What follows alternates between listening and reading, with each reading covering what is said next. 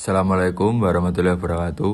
Perkenalkan, nama saya Fahri Erliawan dengan NIM 2200111517. Baik, di sini saya akan menjawab pertanyaan yang sudah saya rangkum dari artikel yang telah disampaikan. Pertama, jelaskan faktor-faktor apa saja yang mempengaruhi perdagangan internasional Indonesia selama 50 tahun ini. Perdagangan internasional Indonesia selama 50 tahun ini dipengaruhi oleh tingkat perkembangan negara dan konflik antar keterbukaan dan proteksionisme, perkembangan eksternal seperti ledakan dan kehancuran komoditas, dan peningkatan persaingan dan komitmen internasional baik multilateral maupun regional. Soal yang kedua, jelaskan 5 fase perdagangan internasional Indonesia. Fase yang pertama terjadi antara tahun 1965 sampai 71. Orde Lama Soekarno berakhir dengan kekacauan dan ditandai dengan kontrol perdagangan, termasuk larangan impor, kuota, tarif, dan alokasi valuta asing. Dan pada Orde Baru Soeharto, sebaliknya, beliau menyatukan nilai tukar, membuka rekening modal, menerima investasi asing, dan menormalkan kebijakan perdagangan dengan harapan dapat mengembalikan dan mengembangkan perekonomian. Fase yang kedua terjadi pada tahun 1971 sampai 85. Ledakan minyak memicu episode penyakit Belanda dan meningkatkan ketergantungan Indonesia pada ekspor dan pendapatan minyak. Kebijakan substitusi impor pemerintahan eskalate tingkat perlindungan yang efektif. Beberapa kebijakan mempromosikan konten lokal industri strategis dan mengarahkan pinjaman, sementara yang lain melarang ekspor kayu dan rotan.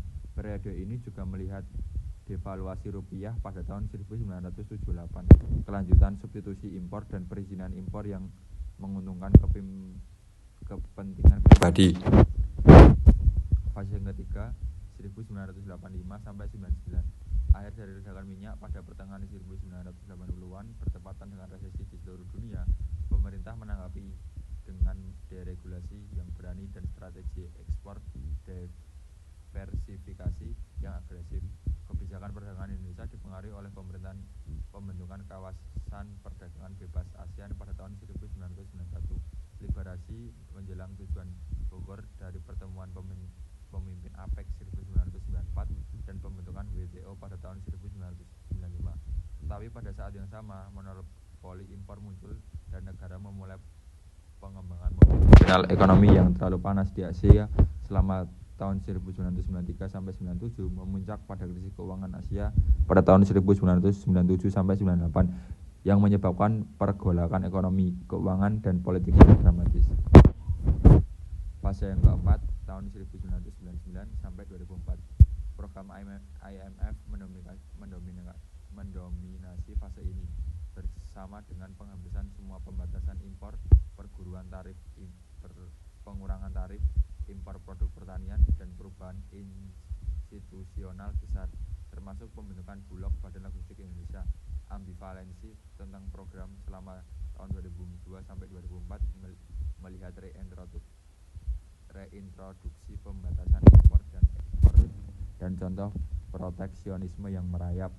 Sebagai ketua ASEAN pada tahun 2003, Indonesia memprakarsi Komunitas Ekonomi ASEAN dan berpartisipasi pada perjanjian perdagangan bebas AFTA ASEAN Plus One setelah menandatangani perjanjian perdagangan bebas ASEAN di Cina pada tahun 2002.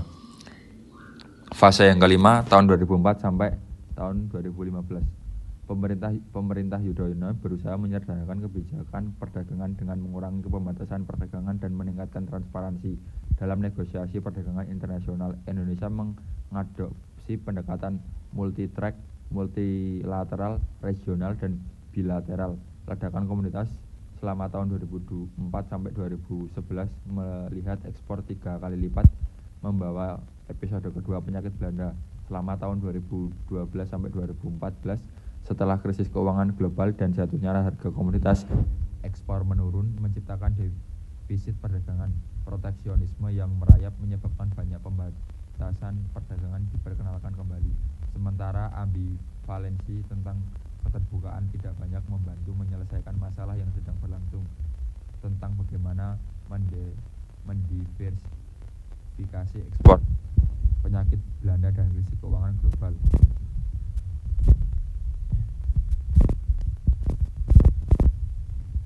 Untuk soal yang ketiga, jelaskan yang dimaksud dengan resource-based export boom dan bagaimana analisis daya saingnya.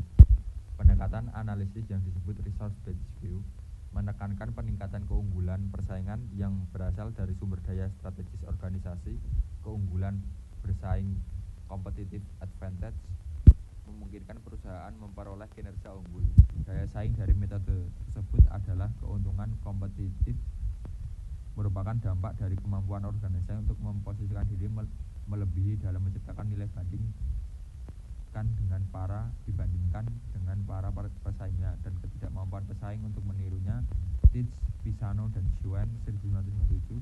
Dengan kata lain, bahwa organisasi harus menciptakan suatu keuntungan kompetisi yang tidak mampu ditiru oleh para pesaing, terlebih dalam mengadaptasi kondisi bisnis yang semakin global. Nomor 4, insight apa yang bisa diambil dari artikel tersebut. Insight yang dapat diambil dari artikel tersebut adalah bahwa perdagangan di Indonesia selama kurang lebih 50 tahun terakhir telah mengalami perubahan yang sangat besar sekali. Di mana perubahan tersebut menimbulkan banyak sekali problematik, namun juga menimbulkan nilai positif bagi ekonomi Indonesia, di mana minyak menjadi komoditas utama untuk menunjang surplus ekonomi perdagangan Indonesia sebesar 2 kali lipat pada tahun 1970 sampai 1980-an. Tetapi Indonesia tidak boleh fokus pada satu komoditas saja. Komoditas lain seperti barang dan jasa juga harus mulai dieksplorasi lebih jauh supaya perdagangan Indonesia bisa lebih baik dan stabil lagi. Mungkin cukup sekian dari saya. Bila ada salah, saya mohon maaf. Wassalamualaikum warahmatullahi wabarakatuh.